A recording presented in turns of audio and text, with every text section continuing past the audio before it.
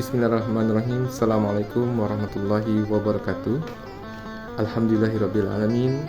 Wabihi nasta'inu ala umuri dunya waddin. Wassalatu wassalamu ala asrafil anbiya'i wal mursalin wa ala alihi wa sahbihi ajma'in. Amma ba'du. Bapak Ibu yang dimuliakan Allah Subhanahu wa taala, apa kabar hari ini? Semoga Allah senantiasa memberikan rahmat dan hidayahnya, kesehatan kepada kita semuanya, sehingga kita dapat melaksanakan amal-amalan terbaik kita di bulan Ramadan ini dengan sebaik-baiknya. Salawat dan salam semoga selalu tercurahkan kepada junjungan kita Nabiullah Muhammad SAW beserta keluarganya, para sahabat, para tabi'in, dan orang-orang yang senantiasa istiqomah di jalannya, dan semoga pun termasuk kita di dalamnya insyaallah. Amin ya rabbal alamin. Pada sore hari ini insyaallah saya akan menyampaikan kultum online dengan tema keistimewaan salat tahajud di bulan Ramadan. Bapak Ibu yang dimuliakan Allah Subhanahu wa taala, seperti kita ketahui, salat tahajud adalah salah satu salat sunnah yang memiliki kedudukan yang paling utama dibandingkan salat sunat yang lainnya. Inilah yang membuat keistimewaan salat tahajud di bulan Ramadan yang tak boleh kita lewatkan. Ada yang menyebut salat tahajud termasuk qiyamul lail, sebagaimana salat tarawih dan witir yang dilakukan di malam hari disertai dengan membaca Al-Quran dan berzikir kepada Allah Subhanahu wa taala. Akan tetapi, salat tahajud tak bisa digantikan tarawih dan witir, meskipun pahala keduanya sama seperti salat sunnah semalam suntuk. Dalam tafsir Imam Al-Qurtubi, salat tahajud adalah bangun setelah tidur, kemudian menjadi nama sholat karena seseorang bangun untuk mengerjakan sholat. Maka tahajud adalah mendirikan sholat usai tidur. Hal yang sama dikatakan oleh Al-Aswad, Al-Qamah, dan Abdurrahman bin Aswad. Untuk bisa merasakan keistimewaan sholat tahajud di bulan Ramadan, lebih mudah bila sebelum sahur tidur terlebih dahulu. Hal ini akan menjadikan bangun sepertiga malam terakhir sebagai waktu terbaik untuk sahur sekaligus sholat malam. Bapak Ibu yang dimuliakan Allah Subhanahu wa taala, lalu apakah keistimewaan sholat tahajud di bulan Ramadan? Yang pertama adalah sholat tahajud di bulan Ramadan adalah sebagai pembuka pintu surga. Adapun hadis yang mengamini keistimewaan sholat tahajud di bulan Ramadan seperti dikatakan oleh Rasulullah SAW saat itu kepada Abdullah ibnu Muslim berkaitan dengan keistimewaan salat tahajud. Beliau mengatakan, "Hai sekalian manusia, sebarkanlah salam dan bagikanlah makanan serta sambunglah silaturahmi dan tegakkanlah salat malam saat manusia yang lain sedang tidur. Niscaya kalian akan masuk dengan selamat." Hadis riwayat Ibnu Majah. Kemudian keistimewaan salat tahajud di bulan Ramadan yang kedua adalah seperti sedekah yang dirahasiakan. Salat tahajud diumpamakan seperti keutamaan sedekah yang dilakukan secara sir atau rahasia, bila dibandingkan sedekah yang dilaksanakan secara terang-terangan di depan publik. Maka dari itu, tidak heran ganjaran dari keistimewaan salat tahajud di bulan Ramadan adalah dibukakan pintu surga untuknya dan sebuah kemuliaan yang dapat menuntun kita selamat dunia dan akhirat.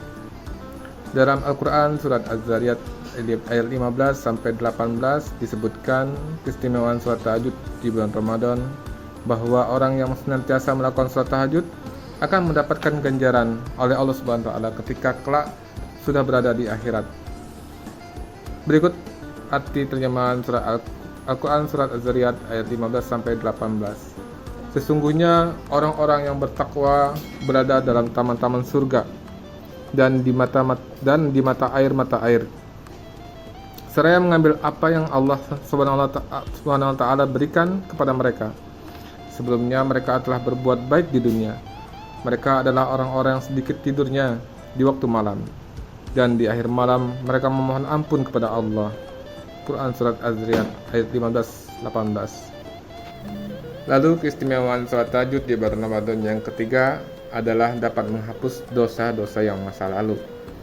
Selama menjalani kehidupan di dunia, manusia tidak pernah luput dari dosa, dan baik itu dosa besar maupun dosa kecil.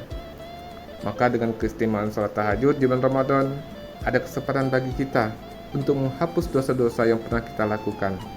Sebagaimana yang disampaikan dalam hadis mengenai keistimewaan sholat tahajud di bulan Ramadan yang menghapus dosa.